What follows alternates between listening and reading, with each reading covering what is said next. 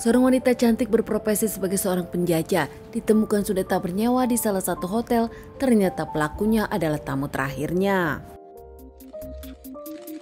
Kisah nyata yang aku bawakan kali ini terjadi di Bangka Barat, Bangka Belitung. Seorang wanita cantik penjajah di aplikasi ditemukan tak bernyawa di salah satu hotel, cukup mengagetkan dan jadi pemberitaan saat itu.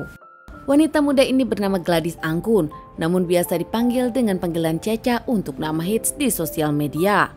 Caca sendiri berusia 28 tahun, tak pernah diceritakan kalau Caca adalah janda atau dirinya tak pernah menikah. Mengekos sendirian di desa Kecamatan Parit 3, dirinya pun bekerja sebagai penjajah dan mengiklankan diri di aplikasi. Teman-teman dekat Caca sendiri tahu pekerjaan Caca, namun mereka tak peduli. Di mata teman-teman Caca, Caca adalah wanita yang baik, anggun dan dirinya pun ramah. Bahkan Caca pun disebutkan kerap membantu teman-temannya. Di kalangan kosan pun tahu kalau Caca dengan pekerjaannya. Kehidupan Caca pun tak pernah ada masalah, tak pernah bertengkar dengan siapapun.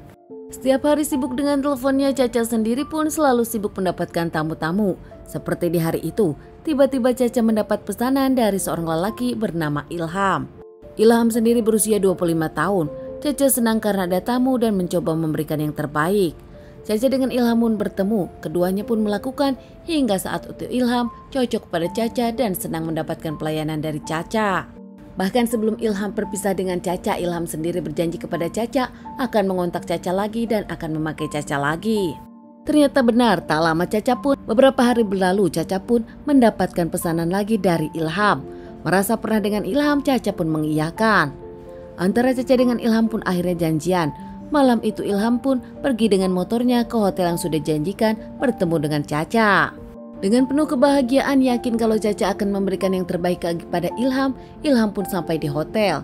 Bertemu dengan Caca, sempat mengobrol dengan Caca dan tak lama keduanya pun lagi melakukan hubungan suami istri. Namun di tengah mereka sedang melakukan, Ilham meminta Caca untuk membuka pengamannya, namun saat itu Caca menolak. Bahkan Ilham yang mencoba akan membuka pengaman membuat Caca marah dan cekcok di antara keduanya. Sebagai customer, Ilham sendiri merasa harus mendapatkan apa yang dirinya mau.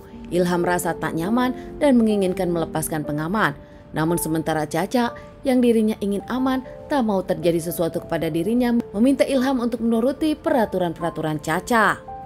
Saat itu Ilham pun geram, sebagai customer dirinya tak dihargai hingga akhirnya Ilham mencekik Caca dan nampak memukul Caca beberapa kali. Kesal dengan semua yang terjadi, Ilham ngamuk dan membuat Caca saat itu tak bernyawa. Panik saat tahu wanita yang disewanya sudah tak bernyawa, Ilham pun akhirnya mengambil harta benda milik Caca dan tak lama setelah mengambil uang, emas, handphone dan juga barang berharga milik Caca, Ilham meninggalkan Caca begitu saja. Meninggalkan hotel, Ilham sendiri pergi ke suatu tempat yang saat itu dirinya tak punya tujuan, namun yang terlintas hanya satu, menggadaikan semua barang harta benda Caca dan kabur dari Bangka. Keesokan harinya, pihak dari hotel berencana mengecek jadwal check out. Namun dari kamar Caca tak ada yang mengangkat dan tak ada pastian. Hingga akhirnya salah satu petugas pun datang ke kamar yang digunakan oleh Caca. Petugas yang mengetuk pintu tak ada mendapatkan jawaban hingga akhirnya curiga membuka pintu dengan master key. Karyawan tersebut pun nampak kaget menemukan sosok jasad wanita yang sudah tak bernapas dengan kondisi tragis. Saat itu pihak dari hotel pun langsung mengabari polisi dan tak lama pihak kepolisian datang untuk olah TKP. Saat itu pihak kepolisian pun membawa jasad ke rumah sakit untuk dilakukan otopsi. Sementara pihak kepolisian menyelidiki kasus ini. Tahap awal adalah mengecek CCTV. Dari sana nampak terlihat seorang laki-laki datang menemui Caca dan berselang tak lama lelaki itu pergi. Lelaki tersebut adalah orang yang terakhir meninggalkan Caca.